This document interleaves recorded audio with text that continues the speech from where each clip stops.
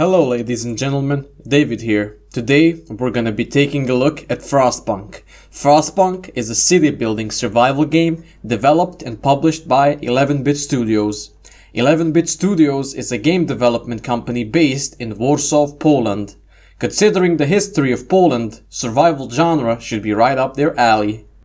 You start off small, struggling to survive with 80 people, but soon you build up and expand. And with that, fun comes knocking at the door. In what form, you ask? Well, in the form of our absolute power and making everyone do whatever we want.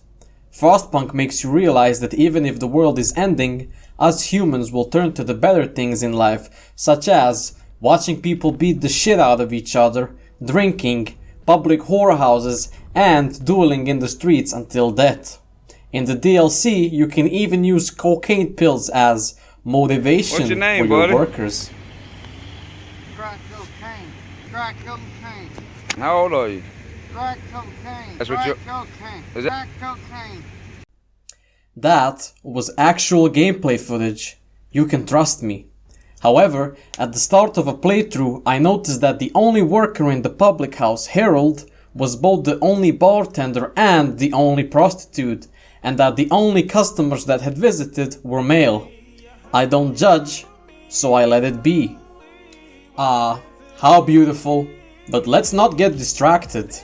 During the first time that I played, I managed to screw up so bad that my own people banished me outside the city and left me to my death. How unfortunate, I thought to myself, but hey, dying in the wild to the elements didn't seem that bad. Second try, we restarted the campaign.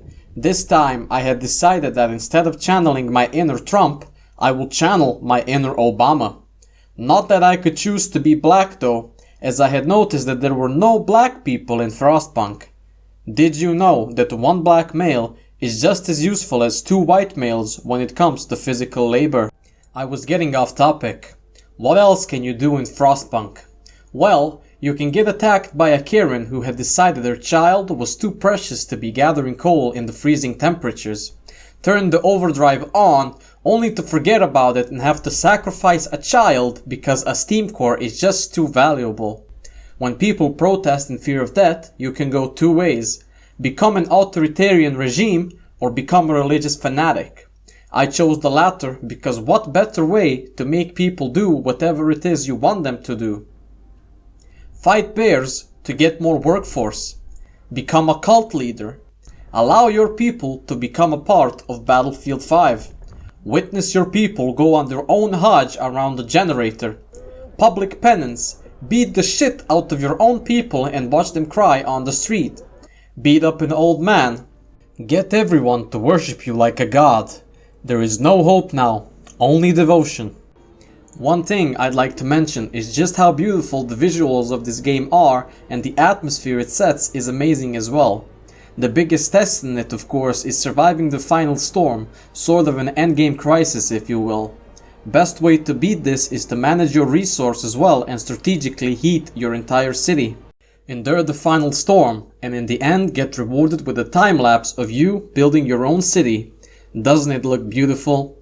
I'll leave you to it for a few moments.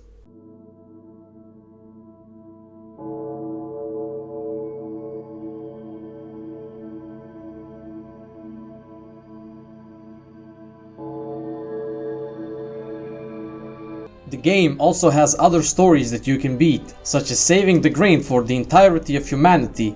You can roleplay as Angela Merkel in the Refugees campaign, or try to save Winterholm, whose previous leader in the style of the Roman Emperor Nero set fire and burned down most of the city.